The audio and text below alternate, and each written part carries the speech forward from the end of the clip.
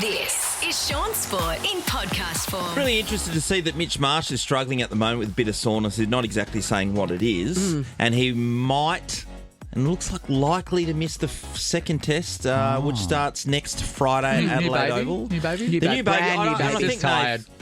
Yeah. I think that's one of the things. Yeah, and of course, because you miss sometimes training and maybe because, you're busy. Yeah. Of course. Yeah. So he might have pulled up for that reason. Well, think about it, because it's his first kid, isn't it? Yeah. Yes. Your world changes, and then plus you're playing professional sport. So you're trying to come to terms with being a father. You've got this thing that you have to take everywhere. It screams. And it wakes up and wants things all the time. Because you're playing professional sport. Because you have to be in the game, but also this huge life-changing things happening. Why'd you have so many? It was going to training and stuff and just... Like I was walking out the door of Megan and playing away. Yeah. And I never gave that a centimetre of thought, as you know. Because you're in the game, yeah. And I was, pretty young back then when my kids were born. Yeah. Actually, the first time that Lachlan was born, I was on a plane with him. It was 8 days later. I went to London. It's amazing. That's terrible. And pissed it up. You went, though it wasn't to play an exhibition game. It was literally to sink some piss. You left your wife. Yes. Right. They weren't married then, so it's fine. Oh, it's fine. What a great guy. That's why. Hey, you reckon that comes up in conversations That's why a every lot now of and then? ladies want to get married, Shaun, so they don't get mistreated. Because husbands treat women amazing. And as I said, she never brings it up, so that's good. So anyway, Mitch Marsh. But the good thing is, Bo Webster, he's an all-rounder from Tasmania, is brought into the squad at this stage. If he plays, I'm happy for him because he's a guy that's in form, and he was Sheffield Shield Player of the Year last year. And like Cameron Bancroft, who should have been given the opportunity last season, you're picking someone who's been playing well for a number of years and's consolidated themselves, know where they're at in terms of their quality of their performances and delivering week after week. And I'd like to see him play just on that, on those reasons alone. Not just picking someone out of left field for the sake that they played for New South Wales. Yeah, okay. Moving over to the AFL at the moment, we've got the Brisbane Lions taking on North Melbourne in the AFLW Grand Final, so good luck to the girls. They've been dominant, both teams this year, and in particular Brisbane, who are now playing in their third AFLW Grand Final in a row. Spirit thought for Adelaide, though. So both Adelaide and Port Adelaide played last week and both lost. Like, that's tough. I know. That's tough for a small town, really, to have both their teams. You'd think that one of them would get in the grand final. The other two teams are the best teams now, but on that, it's true. Yeah. When if it's West Coast and Fremantle both playing in prelim finals to get into a grand final, is it better to be one of the supporters, you go, at least we both lost? Oh yeah, 100%, 100%. It's like I'm at least no one that I know won lotto. Yes. Yes. I'd rather just not anyone in my world to be enjoying that success. Yeah, 100%. And finally, if you're watching the news, as you would have seen that Shai Bolton began his life at the Fremantle. Have we determined what his name actually is? I'm going with Shai. I should know that Shai. Yeah, I'm going with Shai Bolton. He's began his life at the Fremantle Dockers, and you see around the leagues that they've been putting up. Jeremy McGovern was one of them. A number of players, they've come back early. A few days early, they come back and they begin their pre-season just to get into the swing of things until they clock on. Yeah, just they're to make the sure mature age students that do extra homework. They are.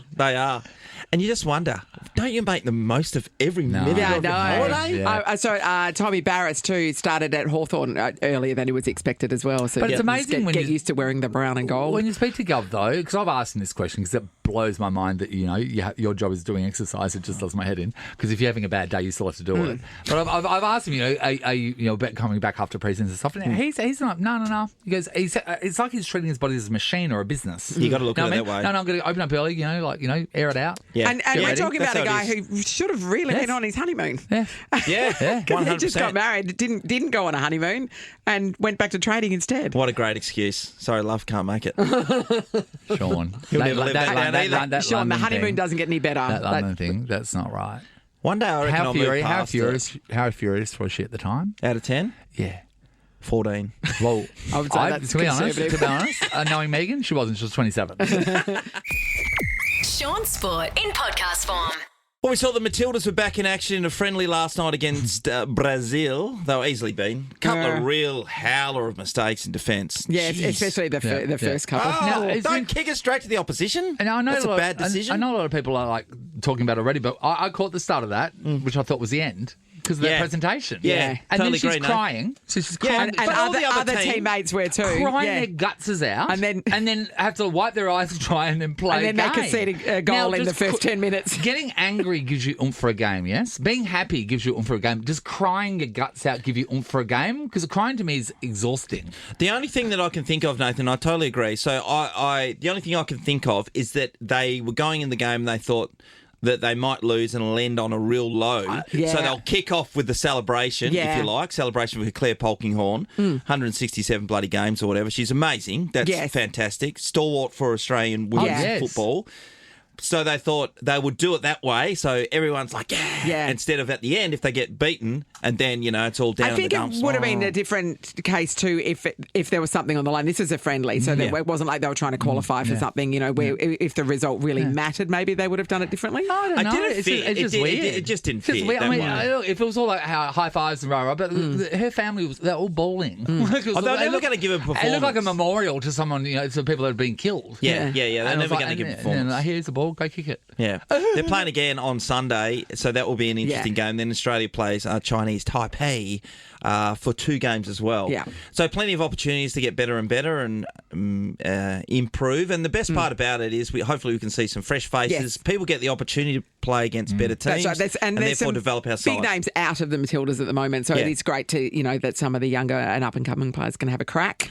It's funny though, Nat, the level sometimes, because you go through the different generations, the men's were the same and so far. I don't know, I'm saying that the women's possibly, because we've got some top quality ladies who are playing. We had some top quality men's, but I thought Australia would really propel, but there's been moments where we've really dipped Sort off. of flatlined a bit. But then again, there are surprises. I remember when, no one was really talking about, is it Courtney Vine? When, she kicked that first, no one was really talking about her, and then suddenly she was brought into the fold. So how many of those do they have there that we haven't seen what they can do yet? You know what I mean? I think there's probably more depth to the Matildas. Not that I know anything about sport, but I feel like they know what they're doing. It's the vibe. Because women have the sensibility, like a Marina Perslow funeral.